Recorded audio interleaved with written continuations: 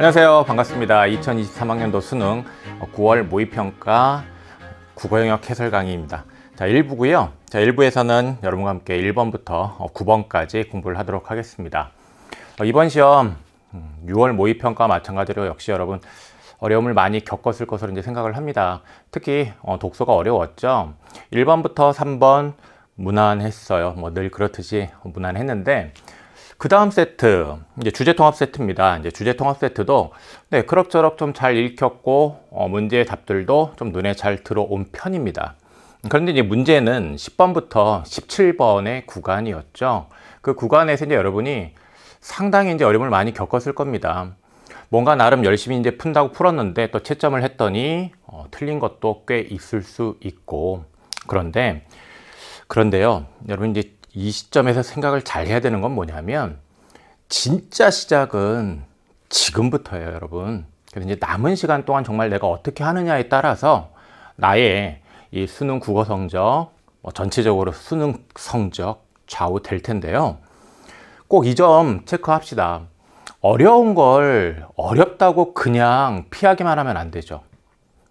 어렵다고 해서 나 혼자 안 된다고 해서 뭔가 할 듯 하다가 안 하고 그렇게 그냥 무방비 상태로 수능 시험장에 가는 거는 정말 여러분 절대로 해서는 안 되는 거라고 생각을 합니다. 자, 그렇다면 우리가 이 10번부터 17번 같은 그런 유형의 지문 문제들과 관련해서 어떻게 읽고 어떻게 풀어야 하는지에 대해서 당연히 열심히 공부해야죠. 이 점 생각하십시오. 이번 시험에 그 어려운 10번부터 17번 두 개의 세트는요, 각각 사회와 기술의 전형적인 특징을 보여주고 있습니다. 근래 출제자들이 자주 사용하는 함정, 트릭 이런 것들이 그대로 사용됐어요. 자, 그렇다면 이제 그것들이 무엇인지를 여러분들이 아는 게 중요한 거죠. 그게 바로 여러분이 공략해야 되는 포인트가 돼요. 그 공략해야 되는 그 포인트에 대해서 알고 그 부분에 대해서 나 스스로 이해하고 추론할 수 있게끔 자기 자신을 만들어줘야 되겠습니다.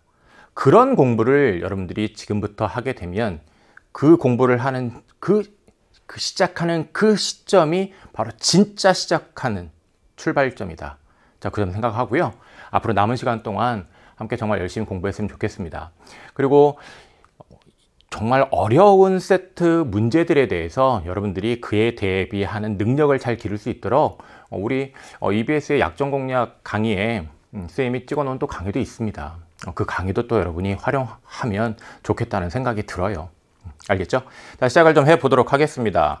먼저 이제 1번부터 3번인데요. 1번부터 3번은 독서 이론에 관한 내용입니다. 이 독서 이론에 관한 내용은 늘 무난하게 좀 나오는 편인데 하나 유의할 점은 여기서 실수를 하면 정말 치명적일 수 있습니다. 왜냐하면 남들 거의 다 맞는데 내가 틀렸다라는 건 정말 큰 손해죠.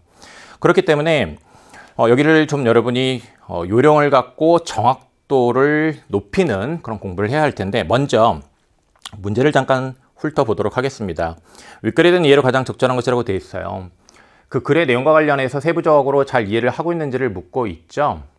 이런 문제는 읽으면서 여러분이 해결을 할 수가 있겠습니다. 그래서 실질적으로 또 이 1번 문제는 1번에서 3번 이 지문 읽으면서 함께 답을 골라보도록 할 텐데, 자, 2번 자신의 읽기 과정을 기록한 것이 글이다 라고 하면서 A를 바탕으로 A를 분석한 내용으로 적절하지 않은 것이라고 했습니다.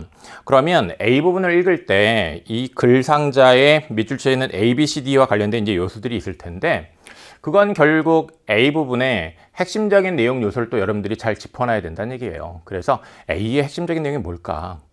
그 점 고려해서 잘 짚어야 되겠어요. 다음 3번 기억에 대해 보인 반응이라고 하고 있네요. 그 부분에 대해서 맥락을 이해를 잘 하면 어렵지 않게 풀 수 있는 문제입니다. 자, 지문 보죠. 1문단인데 글을 읽는 동안 독자의 사고 과정을 밝힐 수 있는 방법 중 하나가 이제 눈동자 움직임 분석 방법이다 라는 얘기를 하고 있어요. 자, 여기에 사고 과정이 눈동자의 움직임에 반영된다고 보고 그 특성을 분석하는 방법이라고 됐는데 이 방법에 전제되어 있는 관점입니다. 이렇게 어떤 내재되어 있다, 전제되어 있다, 그렇게 이제 바탕에 있다라고 하면 이런 정보는 여러분들이 꼭 주목해 버릇하세요. 그리고 요 내용을 주목을 했다고 한다면 이와 관련하여 1번의 1번 선택지, 글을 읽을 때 눈동자의 움직임은 독자의 사고 과정에 영향을 받는다. 자, 여기 보세요. 눈동자의 움직임에 사고 과정이 반영된다 라고 한다면 이 말은 결국은 요 눈동자의 움직임이 사고 과정에 영향을 받는다라는 얘기죠. 그래서 문단별로 관련 있는 선택지를 딱딱딱 짚어서 여러분들이 빠르게 답을 고르는 게 중요한데 1문단 읽고 1번에 1번 선택지 판단할 수 있었고요. 그 다음에 1번에 2번도 보면 눈동자 움직임 분석 방법을 사용하지 않으면 독자의 사고 과정을 밝힐 수 없다라고 되어 있는데 여기 보면 방법 중 하나라고 했어요. 그러니까 여러 방법이 있는데 그 중에 하나입니다. 그렇다면 눈동자 움직임을 분석하는 방법을 사용하지 않고 다른 방법을 사용하더라도 독자의 사고 과정을 밝힐 수 있습니다. 그렇기 때문에 사용하지 않으면 독자의 사고 과정을 밝힐 수 없다 이렇게 얘기하는 것 역시 이거는 적절하지 않은 거죠. 다음 3번, 4번, 5번은 이제 1문단만 가지고 판단되지는 않아요. 자, 그럼 이제 2문단인데 A로 이제 묶여 있죠. 봅시다. 여기서 핵심적인 내용 요소를 이제 잘 잡아내야 될 텐데 여기 보면 독자가 중요하다고 판단한 단어나 생소하다고 생각한 단어, 그럼 여기에 이제 단어에 유형이 두 가지가 제시가 되어 있어요. 중요하다, 그 다음에 생소하다. 그래서 중요, 생소 이제 이런 게 핵심 키워드로 눈에 띄는데 또 봅시다. 눈동자를 단어에 멈추는 고정이라고 되어 있는데 이거는 이제 서술 방식이 뭐냐면 일종의 고정의 개념을 제시하고 있다고 볼 수 있어요. 눈동자를 단어에 멈추는 것을 고정이라고 한다. 이런 식으로 이제 개념을 제시했다고 볼 수도 있겠는데 글을 읽을 때 개념을 제시하고 있다?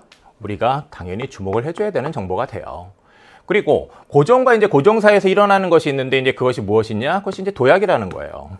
그러면 고정 도약이라는 것이 또 이 부분에서 핵심 키워드가 되죠. 그 다음에 또 이어지는 걸 보면 이 도약이 두 가지로 나뉘네요. 어떻게 나뉘냐면 짧은 도약, 그 다음에 긴 도약 이렇게 이제 나뉘는데 그 개념을 이해하는 건 어렵지 않습니다. 여기 보면 한 단어에서 다음 단어로 이동하는 건 짧은 도약이고 그리고 단어를 건너뛰는 것, 그러니까 붙어있는 단어가 있을 때 그 이전 단어에서 그 후의 단어로 가는 건 짧은 도약인데 한 단어를 건너뛰고 가는 건 이제 긴 도약이라고 하고 있어요. 다음 이제 보면 고정이 관찰될 때는 단어의 의미 이해가 이루어졌지만 도약이 관찰될 때는 건너뛴 단어의 의미 이해가 이루어지지 않았다라고 되어 있는데 대비되는 내용 요소가 있으면요, 그건 기본적으로 핵심 출제 요소가 되는 거 알죠? 그래서 이 부분을 이제 여러분이 이렇게 대비되는 짝으로 또 잘 짚었어야 합니다.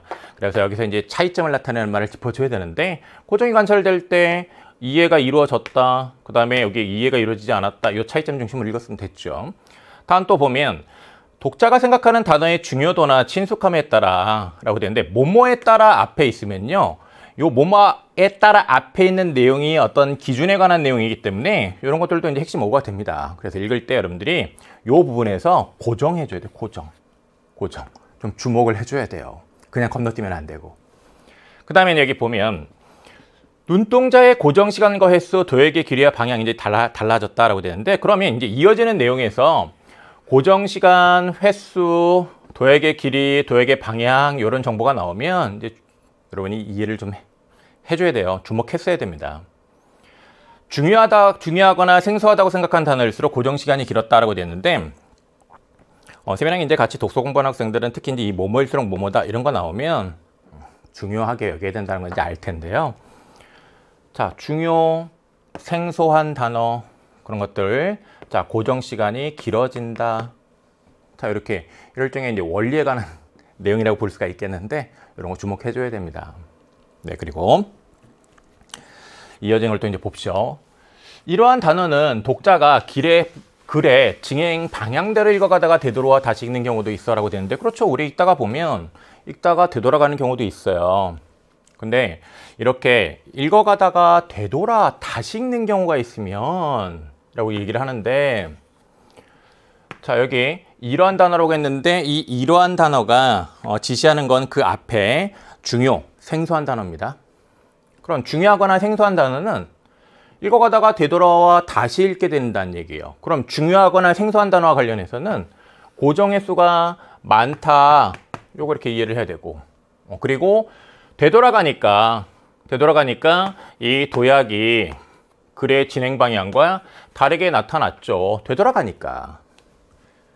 중요한 단어나 생소한 단어가 연속될 때는 그 단어마다 눈동자가 멈추면서 도약의 길이가 짧았다라고 되는데, 네, 이렇게 중요, 생소하면 여기서 이제 고정하게 되니까 당연히 도약의 길이는 짧겠죠. 자, A 부분에서 핵심적인 내용 요소들을 좀 짚으면서 읽었습니다. 이렇게 읽었으면 이렇게 핵심 내용 요소들을 가지고 2번 문제 답을 여러분들이 이제 또 빠르게 좀 고를 수 있었어야 됩니다. 이 문단과 관련해서 1번의 3번 선택지를 보면 독자가 느끼는 글의 어려움의 정도는 독자의 눈동자의 움직임 양상에 영향을 주지 않는다라고 되는데, 어려움의 정도? 생소한 단어가 많잖아요. 그러면 어렵다라고 한다면 생소한 단어가 많을 텐데, 생소한 단어가 많다라고 한다면 아무래도 거기에 이제 좀 많이 고정하게 돼요. 그래서 이제 고정 시간도 길어지고 횟수도 많아지고 그렇겠죠. 그러면서 도약의 길이도 짧아지고 그럴 겁니다. 그렇다면 거기 영향을 주지 않는다, 그렇게 얘기하면 안 되죠.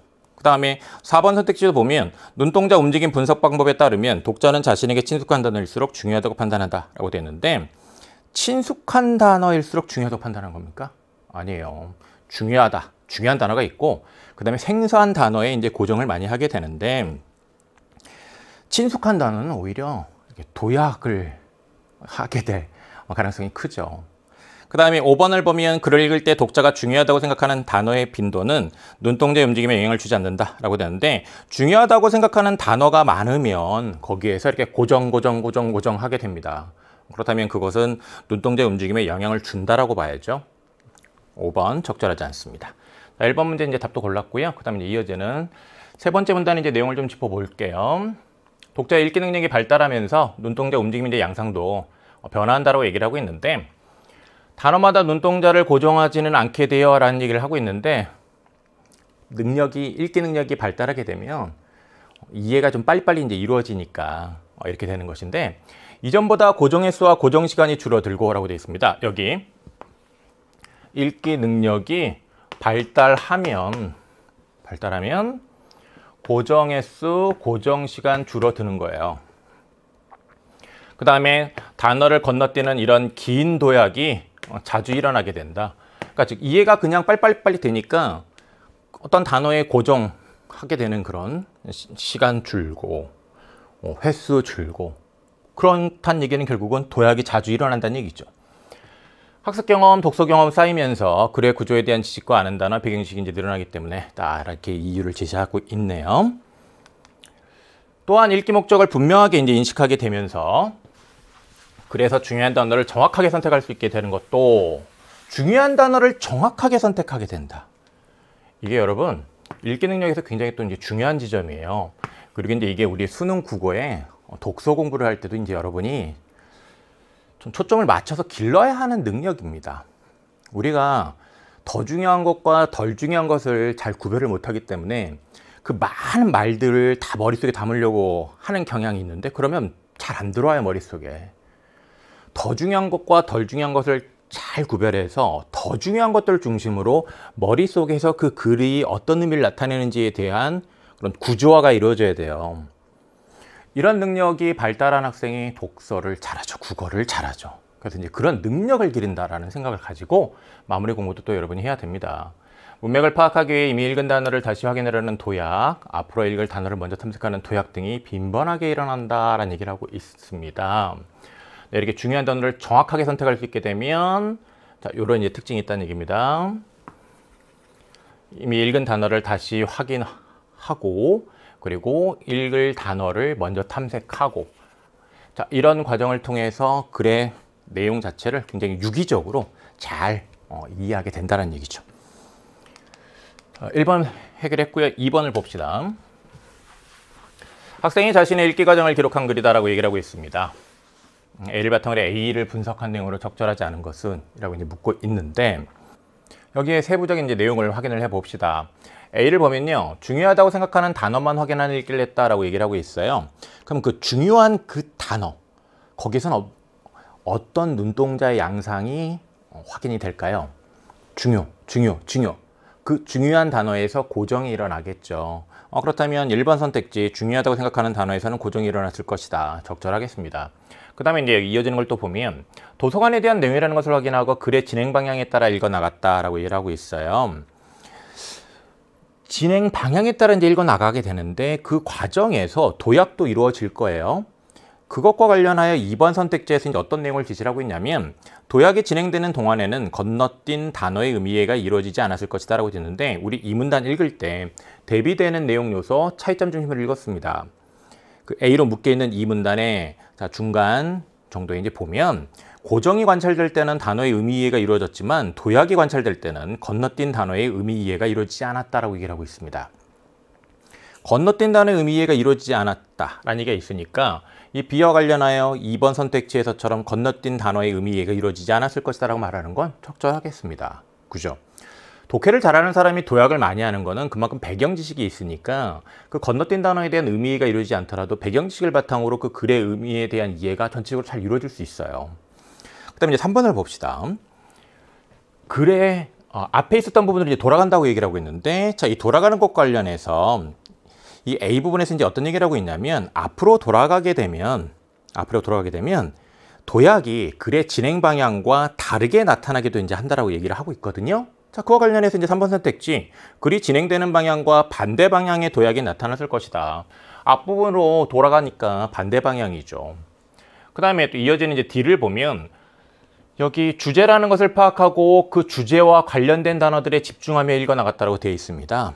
이렇게 주제와 관련이 있는 단어들 집중하면서 읽었다고 얘기를 하고 있는데 4번 선택지에서 뭐라고 하고 있냐면 글의 주제와 관련이 없는 단어들을 읽을 때보다 고정 시간이 짧고 고정 횟수가 적었을 것이라고 되는데 그 중요한 단어, 이 주제와 관련된 단어들은 중요한 단어잖아요. 그것들에 집중을 했어요. 그러면 그 단어들 하나 고정 일어났을 거 아닙니까? 그럼 고정이 일어났으면 고정의 횟수도 증가할 것이고 고정 시간도 늘어나게 되죠. 그런데 지금 4번 선택지에서는 고정 시간이 짧고 고정 횟수가 적었을 것이라고 얘기하고 있으니까 4번 적절하지 않습니다. 5번을 보면 대신하여와 달리 파피루스의 양피지처럼 생소한 단어는 하나씩 확인하며 읽었다. 이렇게 생소한 단어 하나씩 확인했다는 얘기는 당연히 이 고정 횟수, 시기 이제 증가했다는 얘기인데 5번 선택지를 보면 중요하지 않고 익숙한 단어들로만 이루어진 동일한 길이의 문장을 읽을 때보다 당연히 이렇게 생소한 단어 고정 시간 늘어나고 고정 횟수 늘어나잖아요. 그러니까 고정 시간이 길었을 것이다 라고 5번 선택지에서 얘기하는 건 적절하겠죠. 자, 2번 문제 우리 이제 정답 4번 확인했습니다. 그 다음에 3번 가죠. 다음은 읽글을 읽은 학생의 기억에 대해 보인 반응이다. 가에 들어갈 내용으로 이제 적절하지 않은 것은 이라고 얘기하고 있는데 읽기 능력이 발달하면 이라고 얘기를 하고 있어요. 읽기 능력이 발달하면 이렇게 얘기를 하고 있는데 지금 여기 이 문제 세팅된 걸 한번 잠깐만 보면 첫 번째 문제 1번 문제 1문단에서 답 나왔죠. 두 번째 문제 2문단 가지고 푸는 거였죠. 그 다음에 세 번째 문제 3문단과 관련이 있죠. 이렇게 좀 세팅이 되어 있네요. 이런 이 문항 출제 어떤 이런 세팅의 특징도 여러분들이 좀 알고 좀 더 빨리 정확하게 문제를 풀 때 고려를 하는 것도 좋겠습니다. 그것도 한번 생각해 보고요. 자, 그 다음에 이렇게 계속 보면 나에게도 이러한 현상이 나타날 수 있겠군이라고 얘기를 하고 있는데 글을 깊이 있게 이해하기 위해 꼼꼼히 읽을 때라고 얘기를 하고 있는데 기억이 뭐예요?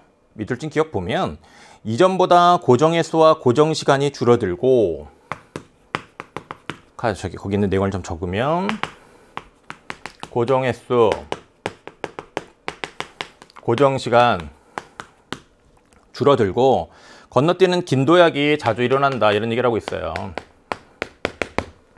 읽기 능력이 발달하면 이렇게 된다는 얘기입니다. 배경 지식을 갖고서 글을 이해하니까 고정 횟수, 고정 시간 줄고 긴 도약도 이제 늘어날 수 있어요. 1번 선택지를 봤더니 글을 깊이 있게 이해하기에 꼼꼼히 읽는다라고 하고 있네요. 그럼 꼼꼼히 읽으면 어떻게 읽어야 되죠? 하나 짚어야 되죠. 하나하나 짚으면 고정 횟수와 고정 시간이 감소해요? 아니죠. 증가하겠죠. 그러니까 이 1번 선택지의 내용은 이 내용과 상반되는 얘기죠. 답을 1번으로 골랐어야 되겠고요. 배경 지식을 적극적으로 활용하여 읽게 되면 고정에서 고정시간 줄어들면서 도약을 자주 하게 됩니다. 그 배경 지식을 활용해서 글의 내용을 이해를 할 수 있으니까 그런 거예요. 다양한 글을 읽어서 이제 글의 구조를 또 잘 이해하고 있으면 그 글의 그 패턴에 따라서 딱딱딱 그 중요한 내용들 중심으로 해서 또 빨리 읽게 됩니다. 그럼 중요한 내용들 중심으로 빨리 읽는다라는 건 그만큼 긴 도약이 자주 일어나게 되는 것이고 고정 횟수, 고정 시간 감소하는 거죠. 배우고 익힌 내용이 쌓여 글이 안 한다는 것도 역시 많아져도 꼭 하나하나 짚고 생각하지 않아도 내용을 이해할 수 있기 때문에 역시 요 4번 선택지 요 고정 횟수, 고정 시간 감소하는 거, 긴 도약 증가하는 것과 연결됩니다. 읽기 목적에 따라 중요한 단어를 정확하게 고를 수 있으면 중요한 단어들 중심으로 딱딱딱딱 짚으면서 읽는 거예요. 그러면 고정 횟수, 고정 시간 감소할 수 있죠. 그리고 중요한 단어들 중심이니까 이렇게 건너뛰는 것들이 자주 일어나겠죠. 그러니까 5번 적절합니다. 자, 이어서 4번에서 9번 세트로 가도록 하겠습니다. 먼저 출제 요소를 좀 예측을 해보도록 하겠습니다. 우리가 읽기의 목적 정확하게 상정한 채로 그 글을 읽게 되면요, 그 목적에 따라서 중요한 정보가 어떤 것인지를 알게 되고 그에 따라 그 중요한 말들 중심으로 딱딱딱 잘 읽게 됩니다. 그런 읽기가 정말 꼭 필요하다는 것은 우리 앞에 1번에서 이제 3번 세트 그 지문을 통해서도 이미 확인한 바예요. 앞으로 공부를 할 때 그런 능력을 좀 여러분들이 이제 기르려고 해야 돼요. 그래서 이 지문에서 내가 어떤 내용을 중요하게 여겨야 되는지에 대해서 예측하기를 통해서 미리 짐작하고 파악하고 읽는 것, 이것도 여러분이 좀 꾸준히 잘 연습을 해야 되겠습니다. 4번을 보죠. 주제통합 읽기 활동과 관련해서 글의 형식적인 측면에 대해서 이제 비교하는 활동이에요. 글의 이제 화제, 서술 방식의 공통점, 서술 방식의 차이점, 서술의 내용 간의 이제 관계 이렇게 나와 있는데, 그렇다면 가와 나를 읽을 때 어떤 형식적인 측면, 서술 방식의 측면에 있어서의 공통점 차이점이 있다고 한다면 미리미리 여러분이 파악을 하는 것도 좋겠습니다. 서술 방식에 사용되는 말들은 여러분 정말 무궁무진하게 다양하고 그런 게 아니에요. 딱 정해져 있어요. 문제에서 다뤄지는 그 말들이 맨날 그냥 나와요. 그래서 여러분이 문제를 많이 풀었다면 서술 방식과 관련해서 어떤 전개 방식이 있는지 이미 머릿속에 그 내용들이 자리 잡고 있을 것이고, 다만 읽을 때 좀 유념하면서 신경을 쓰면서 잘 그 전개 방식을 파악하면서 읽는 것이 훈련이 돼 있느냐 안 돼 있느냐의 차이예요. 그래서 그런 점에서 전개 방식에 대한 파악도 글의 내용을 이해하면서 함께 잘할 수 있도록 연습을 해주는 걸 필요가 있습니다. 그렇다면 4번 문제 답을 좀 더 빨리 고를 수 있겠죠. 그 점 신경 쓰고요. 자, 그리고 이제 우리가 여기서 이제 출제 요소를 짚을 것은 아도르노의 예술관이 글의 화제라고 했어요. 그러면 예술관, 관하면 견해주장이죠. 견해주장. 근데 이제 그것이 아도르노의 이제 견해주장, 이것이 글을 읽을 때 굉장히 우리가 주목해야 되는 것이다 라는 것을 이제 알 수가 있습니다. 그 다음에 5번을 봤더니 아도르노가 보는 대중예술에 대한 이해로 적절하지 않은 것이라고 되어 있습니다. 이 아도르노의 견해주장인데, 이 견해주장이 이제 무엇에 관한 것이 지문에 있을 것이냐면 대중예술에 대한 견해주장이 있다라는 거예요. 그죠? 자, 지금 핵심 키워드를 우리가 파악하면서 읽고 있어요. 1, 2, 3, 4, 5 선택지 앞부분을 놓고 봤을 때 특별히 이제 눈에 이렇게 띄는 말들, 이렇게 아주 생소한 그런 말, 그런 건 보이지 않아요. 예측하기를 할 때 좀 중요하다고 생각하는 건 반복되는 거, 당연히 반복되면 중요해요. 그러니까 중요. 그 다음에 여러분한테 생소한 낯선 용어가 있으면 그것도 출제 요소로 주목하면 돼요. 중요, 생소. 중요하다, 생소하다. 이거 앞에 독서 이런 거 관련해서 또 우리 공부했던 거 아닙니까? 그런 것들 중심으로 예측하게 하면 되는 거거든요. 그 다음에 6번 기억의 이유를 추론하는 내용으로 가장 적절한 것이라고 되어 있는데, 기억의 이유는 밑줄 쳐놓고 이렇게 이유 추론하라고 하면 읽을 때 여러분이 파악해놔야 됩니다. 그래서 사실은 6번 문제는 그 답을 처음 독해할 때 여러분들이 거의 찾아놔야 돼요. 문맥에서 그 이유를 짚어놔야 됩니다. 그리고서 문제의 답을 고를 때 미리 짚어놓은 걸 바탕으로 해서 빨리 정확하게 답을 고를 수 있어야 되죠. 그걸 잘했는지, 혹시 못했다고 한다면 처음 읽을 때 이렇게 문맥 짚어서 이유를 이렇게 파악을 해야 되는구나. 그거 자기 스스로 다시 연습해 봐야죠. 그죠? 자, 그 다음에 선택지 앞부분에 뭐 반복되는 말 보면 미적 체험 이런 말 반복되고 있는 거 보이네요. 그 다음에 7번 보면 아도르노의 관점을 바탕으로 할 때 니은에 대해 반박할 수 있는 말로 가장 적절한 것은 이라고 얘기를 하고 있어요. 아도르노의 견해적인 관점이잖아요. 이걸 바탕으로 해서 이제 니은을 반박한다고 하는데, 그럼 반박한다면요, 이거랑 뭔가 대립하는 견해주장이 있는 겁니다. 자, 그럼 대립하는 견해주장이 있을 수 있다는 생각을 한 상태에서, 자, 그리고 이제 7번에 1, 2, 3, 4, 5 선택지 앞에를 보면 반복되는 말이 있어요. 동일화, 전위예술, 동일성, 동일화. 그러니까 어떤 동일화와 전위예술이라는 게 핵심 키워드가 된다는 것을 때 우리가 파악할 수가 있는데, 자, 이런 말들 중심으로, 반복되는 말 중심으로 아도르노의 견해주장을 여러분이 파악을 했어야 됩니다. 그리고 이제 8번을 봤더니 문두에 이런 말이 있습니다. 이에 대해 가의 아도르노의 관점과 나의 글쓴이의 관점에서 설명한 내용으로 적절하지 않은 것은 이라고 돼 있어요. 자, 여기에 이 대립하는 견해로 무엇이 있다는 걸 알 수가 있냐면, 글쓴이의 견해장이 있다는 것을 알 수가 있습니다.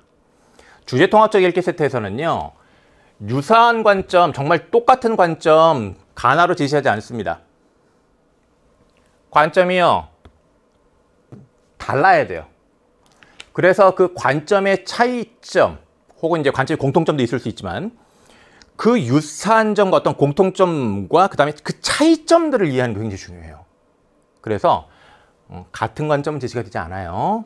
그래서 이제 글쓴이의 견해장을 짚어야 하고 이 차이를 이제 파악을 해야 되는데, 이렇게 두 개의 글이 구성되어 있는 건요, 이거 2022학년도 수능의 주제통합 세트랑 같은 구성입니다. 같은 방식의 구성입니다. 2022학년도 수능에서는요, 해겔의 그 미학론 중에 이제 변증법 관련 내용을 제시를 했어요. 그리고 나에서는요, 뭘 제시를 해놨냐면, 그 해겔의 그 변증법 관련된 그 미학 이론에 대해서 비판하는 관점, 즉 서로 대립할 수 있는 그런 관점을 제시를 해놨는데, 그 나의 글에서 중요한 독해의 포인트가 되는 지점이 글쓴이의 견해주장이었어요. 똑같아, 이 글이. 그래서 평가원에서 출제하는 주제통합 세트의 또 이제 전형적인 특징을 보여주고 있다. 이제 여러분들이 이제 요점 유념하고, 그리고 이제 이 글과 관련해서 여러분이 공부를 해야 되는 것은 무엇이냐면, 여기서 아도르노의 견해주장을 짚은 다음에 이와 관련하여 여기서 이 글쓴이가 아도르노의 견해주장에 대해서 무엇을 문제 삼고 있는지, 어떤 지점을 비판하고 있는지를 정확하게 이제 이해할 수 있는지, 그걸 빠른 시간 안에 할 수 있는지, 그 지점을 체크를 해야 되겠어요. 알겠죠? 자, 그러면 이제 지문을 봅시다. 여기 이제 아도르노는 하고 이제 시작을 하고 있습니다. 여기 대중예술이란 말 보이죠? 대중예술. 지금 우리가 예측하기 위해서 이 대중예술 키워드로 잡았잖아요. 핵심 키워드. 그럼 이제 이 대중예술과 관련하여 아도르노가 제시한 견해주장이 있으면 그건 당연히 문제 출제 요소가 되는 거예요. 여기 보면 이윤극대화를 위한 상품으로 전락했대요. 전락했다라는 건요, 무슨 의미냐면 나쁜 상태로 빠진 거예요. 그러면 이것은 문제 삼고 있는 거네. 자, 여기서 이제 우리가 또 하나 이제 주목해야 될 게 뭐냐면, 공부를 해야 될 게 뭐냐면, 문제 삼고 있는 것이 있으면요, 이거를 정확하게 파악을 해야 됩니다. 이 문제 삼고 있는 것을 정확하게 파악하지 못하면 문제를 틀리게 돼요. 특히 6번 문제의 4번 선택지를 답으로 고르는 사람들, 빨리 확인해 보세요. 내가 혹시 6번 문제의 답을 4번으로 골랐는지. 6번 문제 정답은 5번입니다. 4번을 골랐는지 확인하세요. 자, 골랐다면 이 지점에서 좀 연습이 필요한 겁니다. 문제 삼고 있는 것을 정확하게 여러분이 지문에서 파악할 수 있어야 되고, 이 선택지에서 어떤 내용을 문제 삼고 있는 것인지 그 선택지에 내재되어 있는 그런 관점 입장을 또 역시 정확하게 파악할 수 있어야 돼요. 이 점 꼭 유념합시다. 자, 그러면 이제 이윤국대를 상품으로 전락했다라는 걸 문제 삼고 있다는 걸 이제 중요하게 여겨야 되는 것이고요. 그건 결국은 예술의 본질을 상실했다라는 거예요. 이렇게 이윤국대를 상품으로 전락한 것 자체가 이제 예술의 본질을 상실한 건데, 현대사회의 모순과 부조리를 은폐하고 있다라는 겁니다. 문제 삼고 있는 말들이죠. 그래서 이렇게 문제 삼고 있는 말들, 핵심적인 말들을 딱딱 짚으면서 읽은 거예요. 그래서 이런 말들 중심으로 이제 빨리 읽었으면 되는데, 그렇다면 요 말도 이제 문제 삼는 거죠. 표준화, 획일화.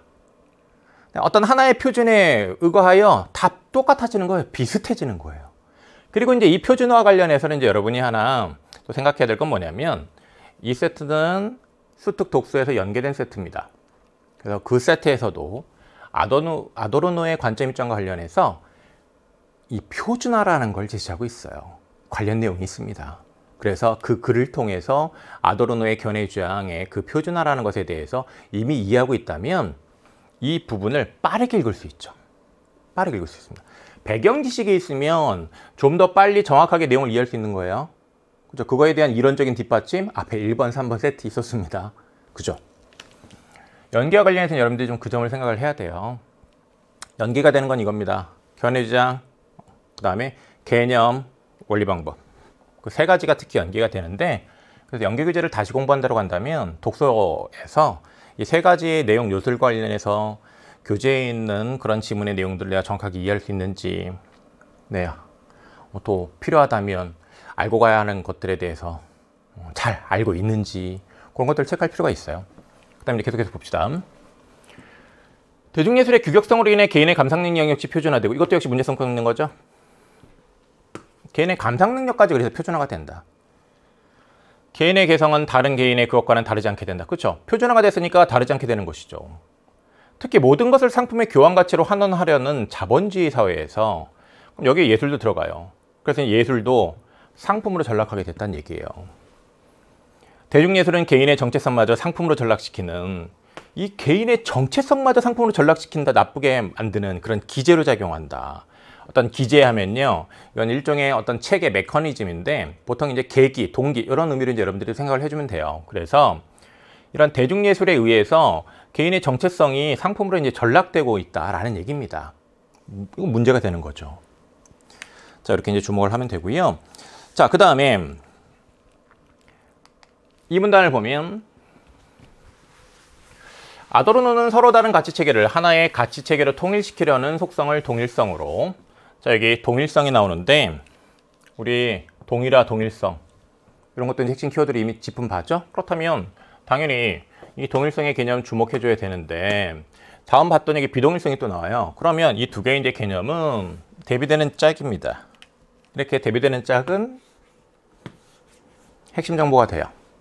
그럼 이제 동일성, 서로 다른 가치 체계를 하나의 가치 체계로 통일시키려는 것이다.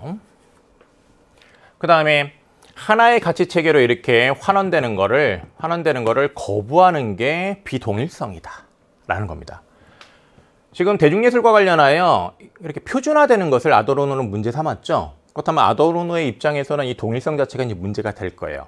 그럼 아도르노의 입장에서는 비동일성 자체가 이제 아도르노가 추구하고자 했던 것일 것이고, 그래서 여기 보면 아도르노의 견해장으로, 자, 예술론이 나오는데, 이러한 환원을 거부하는 비동일성을 지녀야 한다. 그러니까 비동일성을 지녀야 한다. 그래서 이게 이제 핵심 키워드가 돼요. 그래서 이것에 대응하는 핵심 키워드 중심으로 이제 이 부분을 독해를 했어야 되는데, 그래서 여기 이 비동일성과 관련해서 주목해야 할 말, 불쾌한 것. 그러니까 대부분의 이제 예술들이 어떤 아름다운 상품이 된다는 거예요. 그래서 그걸 거부하는 이런 추하고 불쾌한 것이어야 된다. 그 다음에 이제 이것과 또 대응하는 말을 짚으면, 예술가가 직시한 세계의 본질, 이런 것들을 이제 체험하게 한다는 것인데, 이런 추하고 불쾌한 것, 즉 현대사회의 어떤 부조리한 면들, 그 부조리한 면들 자체가 그 이치에 맞지 않은 것들인데 그게 막 아름답고 그런 건 아니잖아요. 그러면 현대사회의 어떤 부조리한 면, 모순 이런 것들이 이제 추하고 불쾌한 것, 이런 것들과 이제 또 연결이 될 텐데, 그 세계 예술가가 직시한 그런 것들이 이제 아도르노가 생각하기에는 세계의 본질이에요. 동일화되지 않으려는 일정한 형식이 없는 비정형화된 모습으로 나타남으로써 라고 되는데, 여기서 얘기하는 또 일정한 형식이 없는 비정형화된 모습, 이게 또 역시 비동일성이죠. 일정한 형식이 없어요. 정해진 게 없어. 그러니까 다 제각각 나타날 수 있는 거지. 현대사회의 부조리. 현대사회의 부조리. 이런 것들이 이제 여기 핵심 키워드가 되는 거예요. 그래서 이런 것들이 다 의미가 서로 통하는 말들입니다. 그래서 이 비동일성과 관련하여 이런 말들을 중심으로 이 문단에 대한 독해를 여러분들이 했어야 돼요. 그래서 이 지점 체크하도록 하고, 다음은 이제 또 보면 쇤베르크의 음악을 예로 들고 있습니다. 근데 글의 전개 방식, 사례가 나와 있어요. 이거는 정말 중학교 때부터 여러분들이 본 그런 전개 방식 아닙니까? 그죠? 이런 거 주목하면 된다는 얘기예요. 쇤베르크의 음악을 이제 사례를 들었는데 뭐의 사례로 들었냐면 전위예술이라는 거에 사례로 들었어요.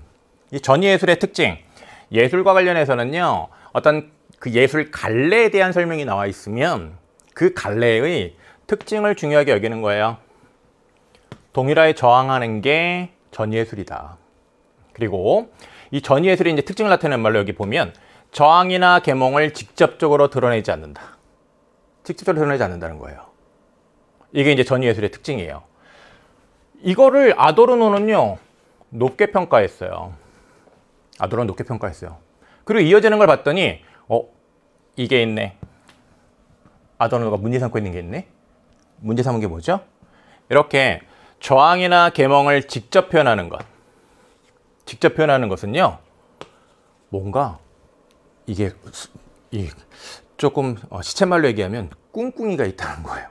뭔가 그 안에 감춰둔 무언가가 있다는 거야. 비동일성을 동일화하려는 폭력적 의도가 내재되어 있다는 거예요. 그러면 저항이나 계몽을 직접 표현하는 것은 아도르노가 보기에는 문제가 되는 거예요. 문제 삼고 있는 거예요. 얘기했습니다. 문제 삼고 있는 것을 정확하게 파악을 하면 문제를 잘 풀 수 있어요.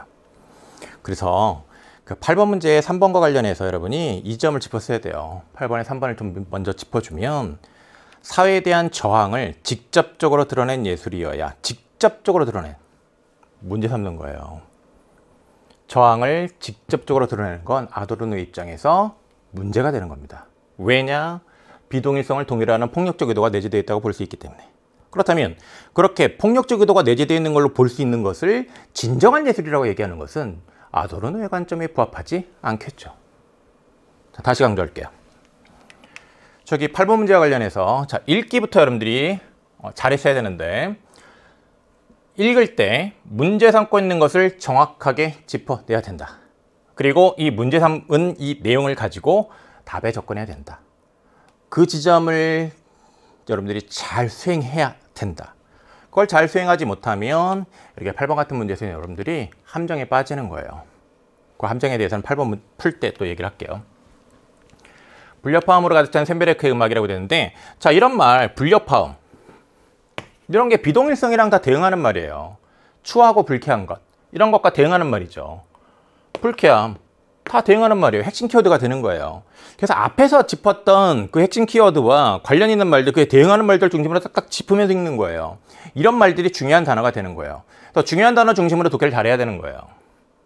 비동일성을 체험하게 된다. 그리고 이제 이런 비동일성을 체험하는 것 자체가 바로 뭡니까? 비동일성을 체험하는 것 자체가 이 동일화의 폭력에 저항해야 한다라는 그런 의미를 갖고 있는 거예요.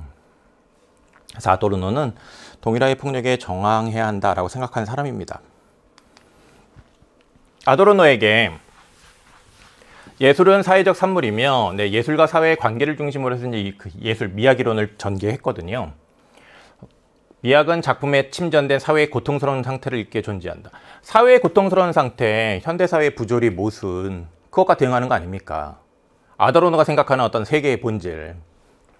그는 비동일성 자체를 속성으로 이런 비동일성, 이것도 역시 이런 사회의 고통스러운 상태에 이제 연결이 되는 것인데, 그래서 여기 이 전위예술의 이제 특징으로 이런 얘기를 하고 있어요.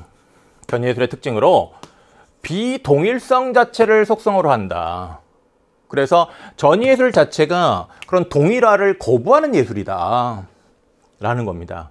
그러니까 아도르노에게 있어서 전위예술이라는 것은 예술이 추구해야 할 바람직한 것을 보여주는 그런 갈래가 되는 거죠. 자, 이렇게 내용이 이해했으면 됩니다. 다음 이제 가액을 다 봤고요. 나를 보도록 하죠. 자, 나의 글이 이제 어떻게 전개되고 있는지 좀 짚어보면, 1문단에서는 이 나의 글에서 여러분이 어떤 걸 짚어냈어야 되냐면, 아도르노의 미학이론에 대해서 의의를 제시하고 있네요. 예술의 자율성을 추구했다는 점에서 긍정적으로 평가된다. 그리고 이제 또 하나의 그런 의의는 기존의 예술에 대한 비판적 관점을 제공한다. 그래서 이런 의의가 되는 관점, 의의가 되는 내용도 제시를 하고 있다. 이런 점 이제 주목을 해야 되겠는데, 잠깐 보세요. 사례, 그 다음에 의의, 그 다음에 한계, 이런 말들 글의 내용 전개 방식 관련해서 자주 문제 나오는 말이고요. 그럼 그와 관련된 내용들이 글 읽을 때 보인다고 한다면 주목해 줘야 되는 거예요. 무언가에 이렇게 도움을 줬다고 하면 의의가 있는 겁니다. 그래서 예술의 자율성을 추구하는데 도움을 준 거예요. 그리고 이런 기존 예술에 대한 비판적 관점을 제공을 하는 측면에서 이제 그런 예술의 사회에 있어서 도움이 된 거예요. 그리고 이제 이어지는 걸 보면, 가령 사과를 표현한 세잔의 작품을 아도르노의 미학으로 읽어낸다면 사회의 본질과 유리된 아름다운 가상을 표현한 것에 불과할 것이다라고 하면서 이렇게 비판적 관점을 제공을 해줘요. 자, 이게 이제 1문단에 제시된 핵심 내용입니다. 아도르노의 미학이론에 대한, 아도르노 미학이론의 의의, 그런 걸 이제 제시를 하고 있네요. 근데 이제 이 나의 글 보면 2문단에서부터는 이렇게 비판적 관점을 제공하는 게 아도르노의 이론이긴 한데, 이 아도르노의 이 미학 이론이 어떤 한계를 갖고 있다라는 얘기를 하죠. 그러면 그걸 또 이제 중요하게 여겼어야 되거든요. 봅시다. 그래서 여기 하지만으로 시작해요. 하지만. 자, 그래서 이렇게 대립되는 견해주장이 가와 나의 글에 제시가 되어 있으면 여러분들 이 글쓴이가 이제 아도르노의 견해주장 관련해서 문제 삼고 있는 게 있을 거예요. 또 문제 삼고 있는 것을 정확하게 파악하는 게 했는지 체크를 해야 됩니다. 봅시다. 이 세잔의 작품에 대해서 어떻게 생각할 수 있냐면, 미메시스라고 이제 볼 수 있다는 것인데, 자, 미메시스의 개념이 나와 있습니다. 미메시스란 세계를 바라보는 주체의 관념을 재현하는 것이다. 말이 좀 어렵죠. 그래서 이걸 좀 더 한번 풀어줍니다. 감각될 수 없는 것을 감각 가능한 것으로 구현하는 것이다. 말이 좀 어렵죠. 자, 이렇게 좀 말이 좀 약간 어려울 때는 앞뒤 내용을 대응시키세요. 관념이라는 건요, 구체적인 형상이 있는 게 아니에요. 내 머릿속에 있는 거예요. 그런 것들은, 그런 관념은 감각될 수 없는 것이에요. 그렇죠? 근데 이 감각될 수 없는 것을 눈에 보이는 것으로 만들었다고 한다면 시각으로 감각할 수 있게 된 거예요. 그러면 여기 이 재현했다라는 게 감각 가능한 것으로 구현했다랑 같은 말이잖아. 그죠? 이렇게 앞뒤 내용을 서로 이렇게 딱딱 대응을 시키면서 읽으면 이 글의 내용이 머릿속으로 들어와요. 이렇게 대응시키는 걸 여러분들이 글 읽을 때 잘해야 돼요. 우리가 아까 1번에서 3번 그 지문에서 이제 읽은 거가 여기 또 적용이 되는 건데, 그 1번에서 3번 글이 여러분이 앞으로 사실은 공부하는 데 있어서 굉장히 여러분들이 어떤 공부를 해야 되는지에 대해서 굉장히 시사해 주는 게 있어요. 독해할 때 이렇게 앞으로 돌아갈 수 있어요. 그죠? 여기를 읽으면서 감각될 수 없는 거, 이게 관념이지, 감각 가능한 것을 구현한 거 이렇게 재현이지, 이런 식으로 그렇게 대응시키면서 읽어버릇 하세요. 다음 보면 세잔의 작품에 대해서 이제 어떻게 볼 수 있다고 얘기를 하고 있냐면, 특정의 사과가 아닌 예술가의 시선에 포착된 세계의 참모습, 이 예술가의 시선입니다. 세계의 참모습, 곧 자연의 생명력, 농부의 삶, 그리고 이를 응시하는 예술가의 사유를 재현한 것이다. 예술가의 사유, 이게 관념이잖아요. 관념. 사유라는 건 생각이니까. 이런 것들을 감각 가능한 것으로 이렇게 구현한 것이다. 이렇게 말할 수 있다는 거예요. 그러면 아도르노와 다른 관점이 이제 제시가 되어 있거든요. 다른 관점이 제시가 되어 있는데, 그래서 이제 여기 이제 본격적으로 이 나의 3문단에서 아도르노의 그런 관점을 이제 문제 삼는 내용이 나오거든요. 그래서 이 3문단을 또 이제 특히 여러분들이 잘 읽었어야 되는데, 봅시다. 예술가에게 포착된 세계의 문제를 감상자로 하여금 체험하게 하는 것이 한다고 본다. 근데 이건 이제 이미 우리가 가에서 이해한 바입니다. 그죠? 그러나, 자, 이게 이제 중요하죠. 이러한 미적 체험을 현대사회의 부조리에 국한시켰다. 문제 삼고 있는 거예요. 진정한 예술을 감각적 대상인 형태 그 자체의 비정형성에 대한 체험으로 한정한다. 형태와 관련하여 비정형성, 어떤 정해진 형태가 없다라는 그 비정형성이라는 거에 대한 체험으로 한정한다라는 거예요. 결국 아도르노의 미학에서는 주관의 재현이라는 미메시스가 부정되고 있다라고 얘기를 하고 있는데, 주관의 재현에 미메시스가 부정되고 있다. 기억의 이유를 처음 독해를 할 때부터 이제 여러분들이 추론해야 되는데, 이 이유와 관련 있는 맥락이 바로 이 앞에 있는 거죠. 이렇게 미적 체험을 현대사의 부조리에 국한시키고 진정한 예술을 감각적 대상의 형태 그 자체 비정형성에 대한 체험으로 이렇게 한정하는 것. 이게 바로 주관의 재현이라는 미메시스를 부정하는 것이라는 거예요. 주관의 재현이라는 거는 앞에 여러분 그 개념을 다시 한 번만 짚어보면 이렇게 되어 있습니다.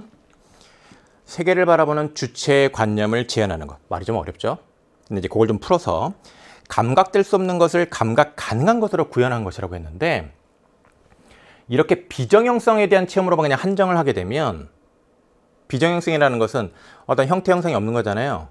그러면 감각 가능한 것으로 구현된 것, 그 감각적인 것을 우리가 경험을 할 수가 없게 돼요. 뭔가 어떤 시각적인 형상으로 구현되어 있는 것, 그거는 형상이 있는 거잖아요. 그 자체도 의미가 있는 건데, 아도르노의 관점은 그 형상이 있는 것, 그 형식이 있다? 그건 여기서 지금 이 아도르노가 그게 긍정하는 게 아니야. 아도르노는 비정형성에 대한 체험을 한정을 해놨거든요. 이런 맥락을 여러분들이 짚었어야 되고요. 다음 보면 이어지는 것부터 봅시다. 또 문제 삼는 게 있네. 그래서 예술의 영역을 결국 축소시켰다, 이런 거예요. 그 자신이 동일의 폭력 비판했다는 건 이미 가에서 이해한 바입니다. 그 전위예술이 진정한 예술을 주장한 것도 이미 가에서 이해한 바입니다. 여기 또 문제 삼고 있는 것. 전위예술의 관점에서 예술의 동일화를 시도하고 있다. 이거 이제 문제 삼고 있는 거예요. 글쓴이가. 그렇다면 이제 이 내용에 대해서 이해를 잘해야 되는데, 전위예술을 굉장히 어떤 예술의 이상적인 것을 다루는 것으로 이제 보면 다른 예술들은 좀 부정적인 게 되잖아요. 그죠? 그러면 전위예술만이 좋은 것이냐? 그건 아니지 않느냐, 이거예요. 다양한 예술의 가치가 있는데 전위예술만 좋게 생각해서는 되겠느냐. 다양한 예술의 가치가 발견된 기회를 그거는 박탈하는 거다. 그래서 이 말과 관련지어서 니은에서 이제 문제 삼고 있는 걸 여러분이 또 맥락 속에서 이해를 했어야 되겠죠. 실수로 지켜 작가가 어떠한 주관도 결여된 사진에서차, 여러분 이 부분의 글의 전개 방식은 이겁니다. 견해장 제시한 다음에요, 이걸 뒷받침하는 논거를 제시하고 있어요. 논거를 제시했는데 논거가 하나, 두 개예요. 두 개인데 이렇게 견해주장이 있고요. 그에 대한 논거가 이렇게 제시가 되어 있잖아요. 그러면 이 논거 가지고 선택지 만듭니다. 이것도 출제할 때 어떤 기본적인 패턴입니다. 그래서 여기에 나와 있는 저기 다양한 예술의 가치가 발견된 기회를 박탈한다. 자, 이건 이제 니언이랑 뭐 다른 말이 아닌데, 자, 이 견해 주장을 뒷받침하고 있는 이 베냐민의 견해. 실수로 찍혀 작가의 어떠한 주관도 결여된 사진에서차 새로운 예술 정신을 발견하는 것이 가능하다. 그러니까 이 실수로 뭔가 찍힌 그 사진에서도 예술 정신을 발견하는 게 가능하다. 그러니까 즉 예술의 가치 발견하는 것, 이런 실수에서도 발견된다. 그리고 또 여기 보면 대중음악이 사회적 저항의 메시지를 전달하는 사례도 있다라는 얘기를 하고 있어요. 그래서 이게 첫 번째 논거고 이게 두 번째 논거예요. 자본의 논리에 편승한 대중예술이라 하더라도 사회에 대한 비판적 기능을 이렇게 수행할 수 있다는 얘기예요. 그래서 이제 두 개의 논거가 이렇게 제시가 되어 있고요. 자, 그럼 두 개의 논거까지 짚었죠?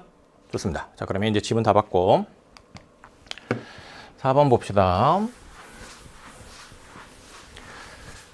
가나를 읽고 수행한 독서활동제 일부이다 라는 얘기를 하고 있습니다. 네, 두 글 다 아도르노의 예술관에 대해서 이제 다루고 있다고 할 수 있겠죠. 가에서는 아도르노의 예술관에 대해서 그 주요 핵심적인 내용, 그 관점을 설명해 주고 있고요. 그 다음에 나에는 아도르노의 예술관에 대한 비판적 관점이 제시가 되어 있습니다. 구체적인 예를 제시하고 그것에 담긴 의미를 설명하고 있다고 되어 있는데, 가글 같은 경우에는 자, 거기 쇤베르크의 음악이 제시가 돼 있었죠. 그리고 이제 이 셈베르크 음악이 어떤 의미를 갖고 있는지, 즉 전위예술로서 이제 아도르노가 보기에 그 셈베르크의 음악 같은 경우에는 예술이 추구해야 할 바람직한 모습을 보여주는 것이에요. 의미 제시가 돼 있죠. 그 다음에 이제 이 나의 글 같은 경우에는 세잔의 작품이 제시가 되어 있습니다. 그래서 거기 이 문단에 이제 세잔의 작품과 관련해서 미메시스에 관한 얘기도 하고 있고요. 그죠? 그 세잔의 작품이 그 미메시스, 즉 세계를 바라보는 주체관념을 재현하는 것을 잘 보여주는 것이다. 그런 또 의미 제시하고 있어요. 그렇다면 적절하죠. 그 다음에 C를 봤더니 가는 나와 달리 화제와 관련된 개념을 정의하고 개념의 변화 과정을 제시한다라고 되어 있는데, 개념의 변화 과정이 나와 있습니까? 가에? 그렇지 않잖아요. 이거 어렵지 않게 여러분이 답을 골랐을 것 같고요. 나는 가와 달리 논지를 강하게 다른 이의 견해를 인용하고 있다라고 되어 있는데, 이거 베냐민 지금 얘기했죠. 견해장을 뒷받침하는 논거가 있으면 출제 요소가 된다. 베냐민 생각했어야 됩니다. 그 다음에 가에서 소개한 이론에 대해 나에서 의의를 밝히고 한계를 지적한다라고 되는데, 나의 1문단. 나의 1문단에서 아도르노의 그런 이론의 의의, 예술의 자율성을 추구했다. 그 다음에 기존의 예술에 대한 비판적 관점을 제공한다. 이 두 가지 짚어줬었습니다. 그 점 짚었으면 되죠. 그 다음에 한계를 지적한다. 그 한계에 관한 내용은 3문단, 그 다음에 이제 4문단에 아도르노의 미학 이론에 대해서 문제 삼고 있는 내용들이 있었습니다. 그걸 바탕으로 해서 역시 적절하다고 판단할 수 있었어요. 그죠? 아도르노가 보는 대중예술에 대한 이해로 적절하다는 것이라고 되는데, 우리가 예측하기 할 때 대중예술을 핵심 키워드로 짚었고, 그리고 이제 그런 대중예술과 관련하여 아도르노가 문제 삼고 있는 것이 무엇인지를 짚었었습니다. 그럼 이제 그 문제 삼고 있는 것 정확하게 잘 짚어냈으면 이 문제 답을 빠르게 잘 골랐죠. 문화산업을 통해 상품화된 개인의 정체성과 대리적 관계를 형성한다. 답 금방 1번으로 골랐을 것 같아요. 지금 개인의 정체성도 상품화된다. 뭐에 의해서? 그 개인의 정체성이 상품화되는데 대중예술이 영향을 끼치거든요. 그렇다면 이 대중예술이 이 상품화된 개인의 정체성과 대리적 관계를 형성하는 건 아니죠. 그죠? 그래서 답 1번은 금방 골랐을 것이고, 일정한 규격에 맞춰 생산될 뿐 아니라 일정한 규격에 맞춰 표준화, 대중의 감상 능력까지 표준화하는 게 대중예술이었습니다. 그걸 문제 삼았었죠. 자본주의 교환가치 체계에 종속된 것으로서 예술로 포장된 상품에 불과하다라고 되어 있는데요. 네, 아도르노는 대중예술이 이윤극대화를 위한 상품으로 전락했다. 그래서 예술의 본질을 상실했다. 그걸 문제 삼고 있습니다. 그 내용들 참고해서 3번도 적절하다 판단할 수 있었고요. 그 다음에 모든 것을 상품의 교환가치로 환원하려는 자본주의 사회의 속성 언급되어 있는데, 아도르노는 그 대중예술이 바로 그 현대사회의 모순과 부조리를 은폐하고 있다고 봤어요. 그렇다면 4번도 적절하죠. 그 다음에 5번 문화산업의 이윤극대화 과정에서 개인들이 지닌 개성의 차이를 상실시킨다라고 됐는데, 아도르노는 대중예술을 이윤극대화를 위한 상품으로 전락했다고 문제 삼았는데, 그러한 그 대중예술이 개인의 감상능 역시 표준화한다고 했습니다. 그래서 개인의 개성이 다른 개인의 그것과 다르지 않게 된다고 문제 삼았죠. 그 내용을 근거로 5번도 적절하다고 판단할 수 있겠습니다. 그죠? 다음 6번을 보지요. 기억의 이유를 추론하는 내용으로 가장 적절한 것은? 이라고 얘기를 하고 있어요. 다시 한번 얘기하지만 이 문제와 관련해서 여러분이 체크를 해야 할 것은, 이렇게 글에다가 밑줄 쳐놓고 그 밑줄 친 부분에 이유를 추론하라고 한다, 아니면 그 밑줄 친 부분에 의미를 추론하라고 한다. 이런 것들은 처음 독해할 때 다 문맥 맥락에서 짚어놔야 됩니다. 다 파악해놔야 됩니다. 미리미리 파악해놓자. 그래서 이렇게 미리미리 파악하는 것을 잘 할 수 있는지를 체크하세요. 그래서 잘 못했다? 연습해야죠. 잘할 수 있게 만들어줘야죠. 그 점을 공부를 하는 겁니다. 그게 공부예요. 그럼 이제 여기 또 이제 봅시다. 1번 비정형적 형태뿐 아니라 정형적 형태 역시 재현되기 때문이다 라고 얘기를 하고 있는데, 기억이 뭡니까? 아도르노의 미학에서는 주관의 재현이라는 미메시스가 부정되고 있답니다. 아도르노의 미학에서. 그럼 아도르노의 미학에서 정형적 형태 역시 재현되는 것, 이런 것들을 아도르노가 이제 중요하게 여기겠습니까? 그런 거 아니잖아요.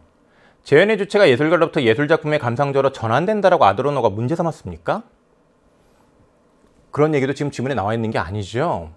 미적 체험의 대상이 사회의 부조리에서 세계의 본질로 변화되기 때문이다 라고 얘기를 하고 있는데, 사회의 부조리에 대해서 아도르노가 체험해야 된다고 얘기를 해요. 근데 그 사회의 부조리가 세계의 본질과 다른 게 아니에요.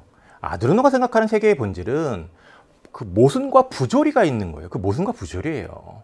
그래서 이런 식으로 변화된다고 얘기하는 것 자체가 아도르노의 미학이론에 부합하지 않아요.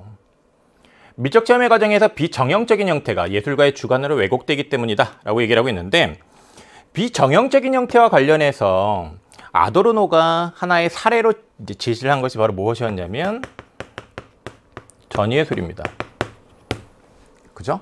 좀 더 구체적으로 얘기하면 쇤베르크의 음악. 이 쇤베르크의 음악은요, 전위예술이에요. 이 쇤베르크의 음악은 불협화음으로 가득 차 있습니다. 그래서 얘기를 들으면 좀 힘들 수 있어요.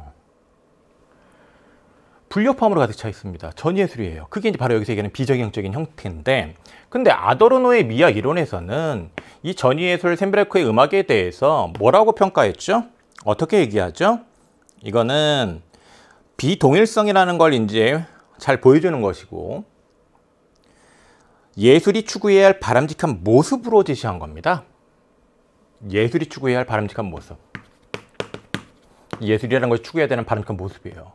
그러면 아도르노의 미학이론에서 이런 이 예술이 추구해야 할 바람직한 모습으로 제시한 이런 전위 예술이 예술가의 주관으로 왜곡된다라고 문제 삼고 있습니까? 아도르노의 미학이론과 관련 있는 내용이 아니에요. 지금 우리는 기억의 이유, 즉 아도르노의 미학이론과 관련하여 나의 글쓴이가 문제 삼은 걸 짚어야 돼요.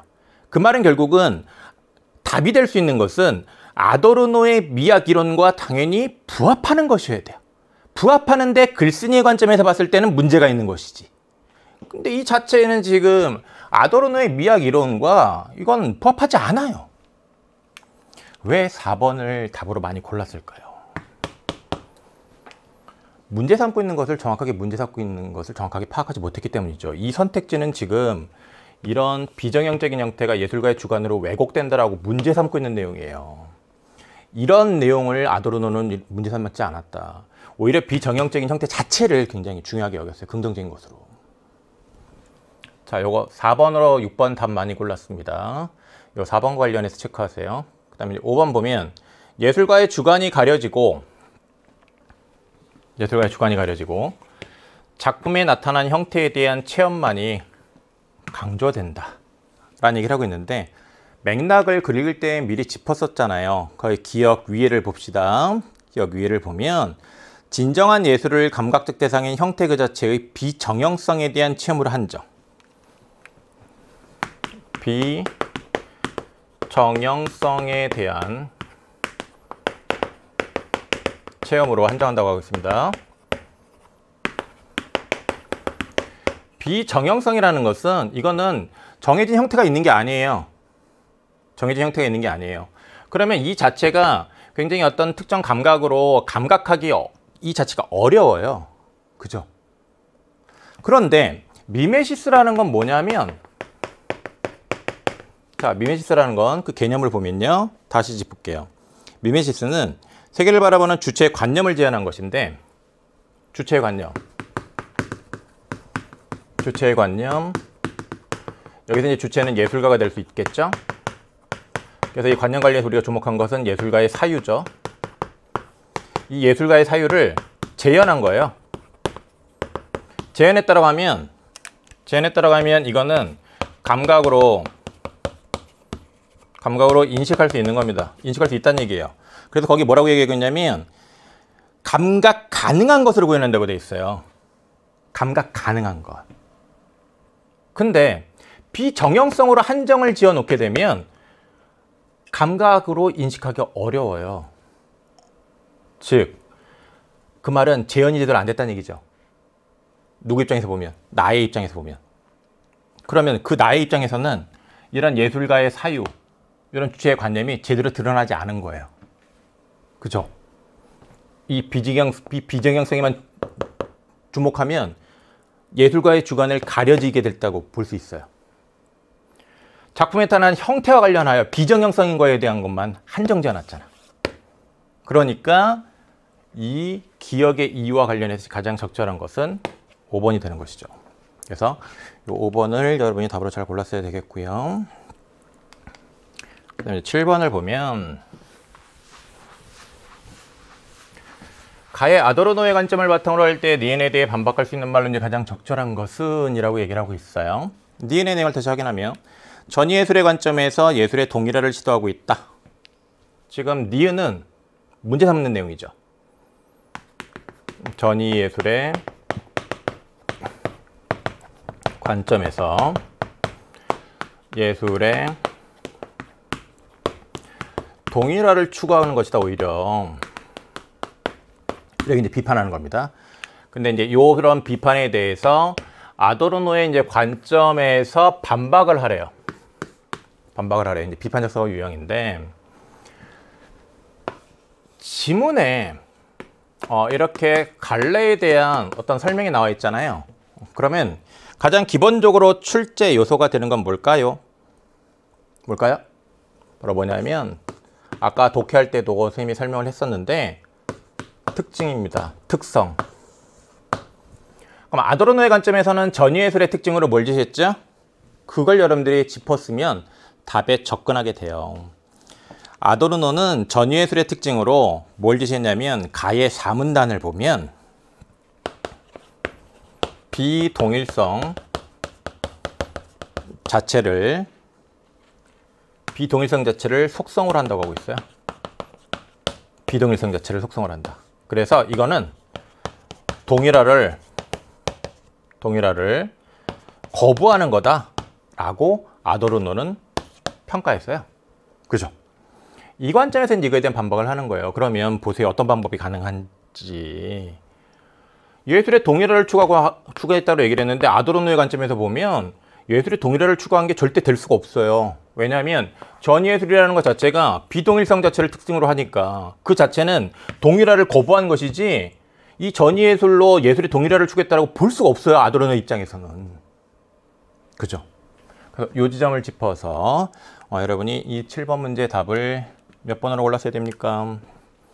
동일화를 거부하는 속성이 전예술의 본질이므로.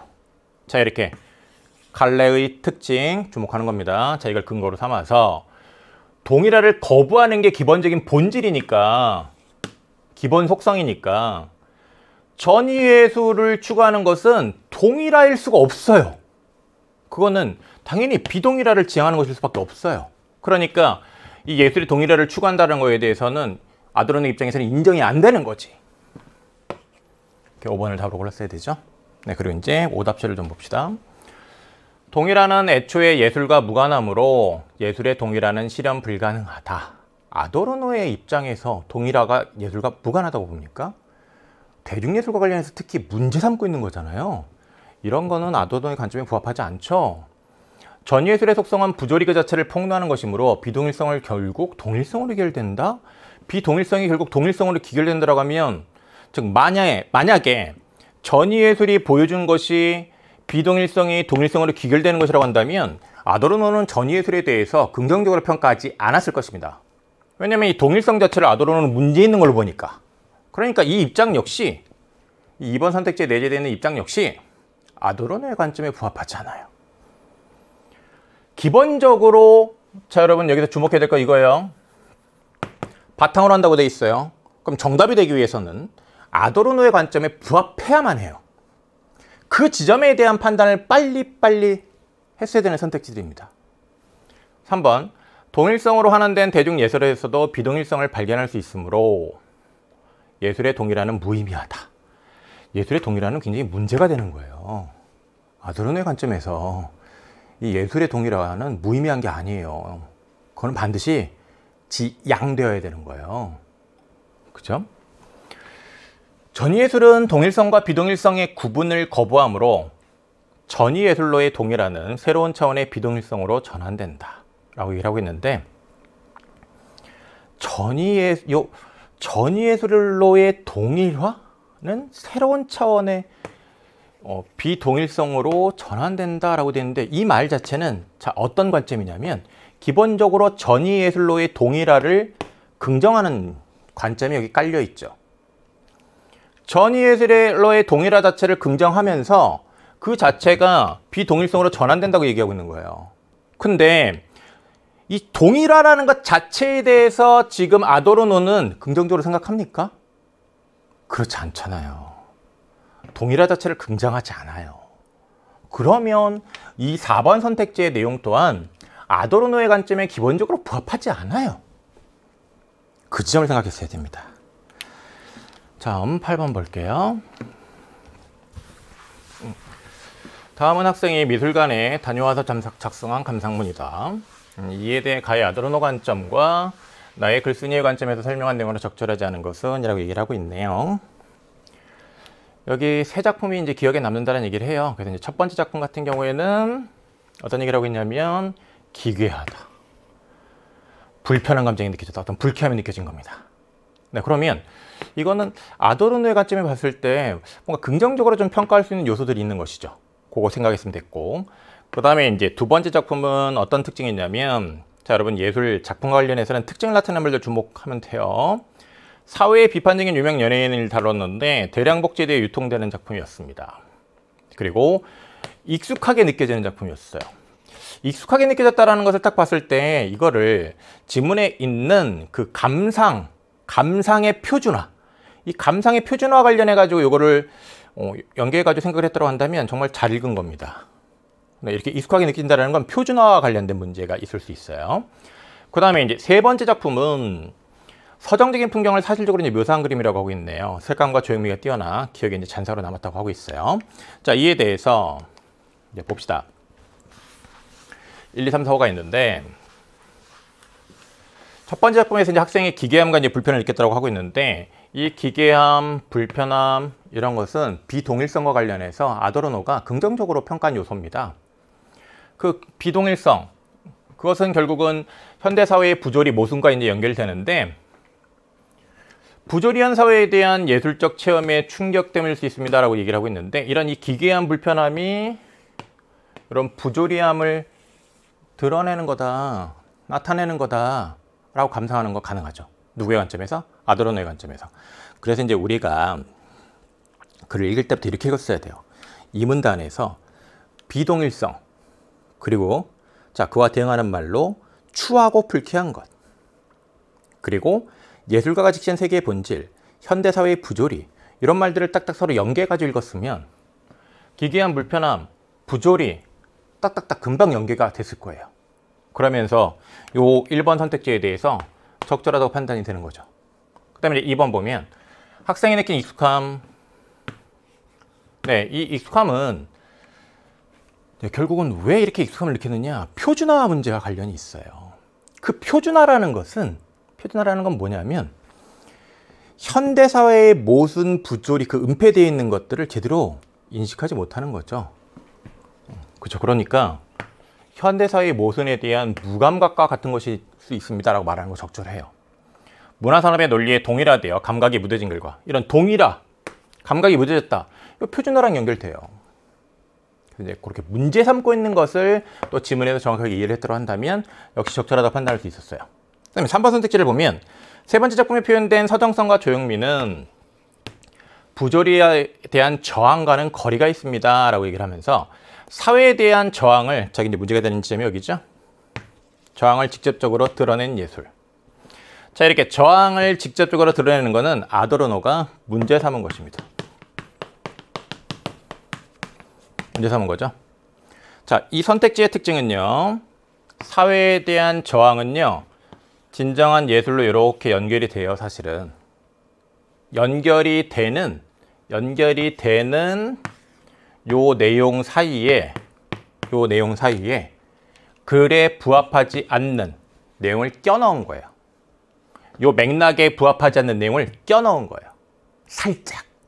자, 이렇게 요 맥락에 부합하지 않는 내용을 살짝 껴넣는 것. 요게 요즘 이 독서 출제자들이 또 많이 쓰는 트릭입니다. 요걸 여러분들이 알고 앞으로 유의를 해야 돼요. 여기에 지금 진정한이라고 얘기한 거, 자, 이 저항, 진정한, 요게 맥락적으로 연결이 되는데 요 맥락적으로 연결되는 것 사이에 요 진정한이라는 것과 연결이 안 되는 직접적으로 드러나니 여기 껴 있는 거예요. 직접적으로 드러나니 왜 이 진정한 예술이라는 맥락과 연결이 안 될까요? 그걸 다시 한번 짚으면 아까 독해할 때도 짚어줬는데 이런 거 유의해야 되는 겁니다. 가의 3문단 보세요. 가의 3문단에 아도르노가 쇤베르크의 음악에 대해서 어떤 생각을 했는지, 어떤 평가를 했는지 나와 있는데, 쇤베르크의 그 음악은 동일화에 저항하는 거다. 저항이나 계몽을 직접적으로 드러내지 않아서 굉장히 뛰어난 작품이다. 이런 평가를 했어요. 직접적으로 드러내지 않아서. 그럼 직접적으로 드러내는 거는 나쁜 거냐? 아도르노는 좋지 않게 생각했어요. 거기 세 번째 줄에 이어진 내용을 보세요. 저항이나 계몽을 직접 표현하는 것에는 비동일성을 동일화하려는 폭력적 의도가 내재되어 있다. 그래서 여기 보면 저항을 이렇게 직접적으로 드러내는 거는 거기에 있는 내용에 따르면 비동일성을 동일화하려는 폭력적 의도가 내재되어 있는 거예요. 그럼 이렇게 폭력적 의도가 내재되어 있는 것을 진정한 예술이라고 할 수 있겠습니까? 안 되죠. 연결이 안 되는 겁니다. 그래서 3번을 답으로 골라야 됩니다. 자, 이 3번 선택지와 관련해서 여러분 앞으로 유의 잘 하도록 하고, 4번을 보면 첫 번째 작품에 흩어져 있는 형태와 색채가 예술가의 표현 의도를 담고 있지 않더라도 그 작품에서 예술적 가치를 발견할 수 있습니다 라고 얘기를 하고 있는데, 네, 이 4번 선택지 내용은요, 뭐랑 딱 맞아떨어지냐면 이런 거예요. 4문단에 하나, 둘, 셋, 넷, 다섯 번째 줄 봅시다. 박탈한다 다음에 실수로 찍혀 작가의 어떠한 주관도 결여된 사진에서조차, 작가의 주관이 결여된 사진에서조차 새로운 예술 정신을 발견하는 것이 가능하다. 자, 그러면 여기 보세요. 예술가의 표현 의도를 담고 있지 않더라도, 이 말은 그 지문에 있는 작가의 어떠한 주관도 결여된과 대응해요. 맞아떨어져요. 예술적 가치를 발견할 수 있다는 것은, 자, 4문단에 그 어떠한 주관도 결여된 그 다음에 이어지는 새로운 예술 정신을 발견과 딱 맞아떨어져요. 대응해요. 그럼 지문의 내용과 부합하는 거잖아요. 즉, B, 글쓴이의 관점과 부합하는 거죠. 두 번째 작품은 대량 생산을 통해 제작된 것이지만 그 연예인의 사회비판적 의미를 이용해, 자, 이런 어떤 대중예술이라고 볼 수도 있을 텐데, 이와 관련하여 여기서 뭐라고 얘기를 하고 있냐면, 연예인의 사회 비판적 이미지를 이용해 현대사의 문제점을 고발한 것일 수 있습니다라고 했는데, 따의 마지막 문단 4문단에 있는 대중음악이 사회적 저항의 메시지를 전달하는 사례도 있듯이 자본의 논리에 편승한 대중예술이라 하더라도 사회에 대한 비판적 기능을 수행하는 경우가 있다는 것과 딱 맞아떨어지는 내용이에요. 그러니까 적절한 겁니다. 그러면 4번, 5번 관련해서 이제 또 하나 이제 마지막으로 좀 짚으면, 선생님이 아까 독해할 때 4문단에는 아도르노의 견해정을 비판하는 글쓴이 입장이 제시가 되어 있다고 했어요. 그리고 뒷받침하는 논고가 2개가 있다고 했습니다. 이렇게 논고가 제시되어 있으면 그 논고가 반드시 출제해서 된다고 했어요. 공략 지점입니다. 공략 지점이죠. 이렇게 선택지 나오니까 그 부분을 공략했다고 한다면 이 선택지 단 판단이 굉장히 명쾌하게 빨리 이루어질 수 있었다. 그거 공부하고요. 자, 그 다음에 이제 9번을 보면 A와 바꿔쓰기에 적절하지 않은 것이라고 됐는데, 전락시키다라고 됐는데, 여러분 전락이라는 건요, 나쁜 상태에 빠지게 하는 거예요. 나쁜 상태에 빠지게 하는 건데 그걸 맞바꾼으로 바꾸면 안 되겠죠. 그렇죠? 그래서 나머지 것들은 이제 보면 뭐 유리대는 동떨어진이고요, 응시하는 건 바라보는 것이고요, 박탈하는 건 빼앗는 것이고요, 발견하는 건 찾는 것이죠. 답 1번이죠. 자, 이번 시간 여기 9번까지 하도록 하겠습니다. 다음 시간에 10번부터 17번까지 함께 하도록 할게요. 다음 시간에 우리 또 여러분들이 공부를 해야 되는 것들이 이제 많은 시간이니까 함께 또 열심히 해봅시다. 다음 시간에 만나죠. 안녕.